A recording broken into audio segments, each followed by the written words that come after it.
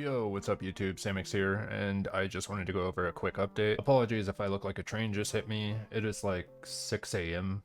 where I'm at, so I literally just woke up. But I did want to cover this because this has been a big topic once the Season 1 dropped. We got a dev node update, and basically the TLDR is they are making the Season 1 mechanics way easier, as well as buffing Hailey's drop rates. I will leave a link in the description, so you guys, if you don't want to watch like an 8-minute video or whatever of me breaking everything down, y'all can just go read it yourselves. But first, it starts off saying, "Greeting Descendants, this is the director of the First Descendant, Min Seok." I'm so sorry if I butchered that. But first, I would like to apologize for everyone who had inconvenience since Season 1 update. Everyone's support is incredibly appreciated, and our dev team is currently doing our greatest effort to resolve the current issue. Throughout the dev note, we would like to share some countermeasures regarding the Invasion Dungeon and Hailey's farming difficulty issue. So the summary is going to be modification in Invasion Dungeon and inversion reinforcement. So they're reducing the difficulty of the puzzle mechanics, they're increasing the number of spawn monsters, and they're buffing the buff inversion reinforcement and delete penalty. So here we go, this is the big one. Basically, if you're living under a rock or you just haven't played the new update yet, farming Hailey is by far one of the hardest things to do. There are no amorph materials, you cannot unlock her through outpost. You basically have to do the invasion missions and it drops a few shards per mission, and or you can do hard dungeons. However, the hard dungeons were like not dropping that many shards. I believe I ran like 20 hard dungeons and I ended up getting like 2 or 3 shards. So I think they are definitely making this one of the like hardest descendants to farm.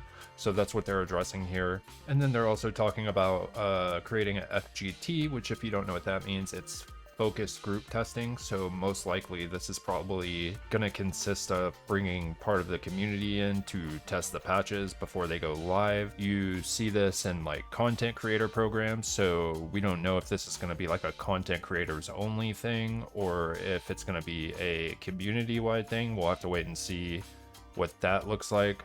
But basically you would test the patch before it dropped, and then they would do the feedback before the patch launched. That way they could fix anything before it went live. So that's what they're talking about there. Improve community communication. We will fully listen and reflect everyone's opinion. We'll try our best to make better improvements. Yeah, I mean, I think they've been doing a really good job with listening to the community for sure. This is definitely one of the fastest dev teams as far as listening to stuff. It's like, it's kind of weird though, right? Because they, like, if you take the Invasion and Hailey out of the season drop, the quality of life patch that they dropped was absolutely amazing. Like, it was great. Like, I don't think they could have done any better with that. But it just seems so weird to me that they, like, sped up the rest of the game, and then once they introduced the season mechanics, it's like they slowed it down again. So that was really strange. We'll have to wait and see what they make in the future and see what that looks like. But yeah, I did find that odd for sure. For invasion dungeons, to provide faster and better experience, we will lower the difficulty of the puzzle mechanics and will modify the number of spawned monsters. So for Order of Truth, to make it easier to remember, the pattern will be simplified and RK pillars without patterns will be deleted.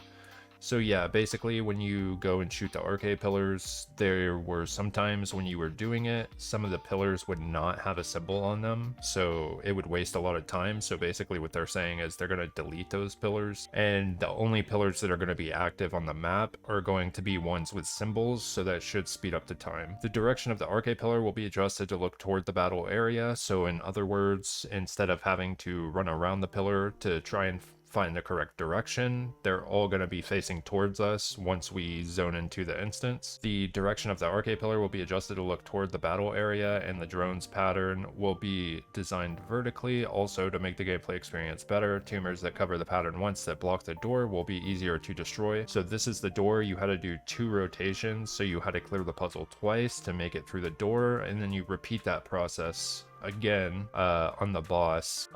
So yeah, I think you know, because like you finish the puzzle, it drops the gun, you shoot the boss, you go through the door, etc, etc, etc. So yeah, I do think the door needed to be able to be done in 1 rotation instead of having to do it twice, so I think this is a good change. Also, tumors that were once destroyed will not be regenerated. For the Legion of Darkness, the occupation time of an arcade tile will be shortened and the tile will be replaced to easily distinguish its arrangement. The number of wrong arcade tiles will be reduced, and self-destructive monsters which steal the arcade tile will be deleted. In color puzzles, symbols will be added so players with color weakness or color blindness will more easily enjoy the game. Lastly, barrier HP for named monsters will be weakened. So yeah, that's good. There were a few people actually, even under my YouTube comments, that were saying that they were colorblind and it was really hard for them to do. So I'm for sure glad they're addressing that. Just like other legions, the puzzle mechanics for the Legion of Immortality will be modified in an easier way as the invasion event for Legion of Immortality starts today. Based on today's feedback, we will find more specific countermeasures. And then it goes on to say also inversion reinforcement will also be improved to let everyone fully enjoy the inversion reinforcement system. We are planning to buff most of the effects and will delete the penalty. So yeah, they're just making everything easier essentially, which in my opinion, I think like just most people, I mean, I'm sure there's a few, but I feel like in my experience, most people don't like puzzle games. So I'm not really sure, like, I don't know. I'm in North America, right? So maybe it's like different, like completely peanut brain, 1 IQ. I don't like having to think while I'm shooting stuff. I just want to like go and clear the dungeon.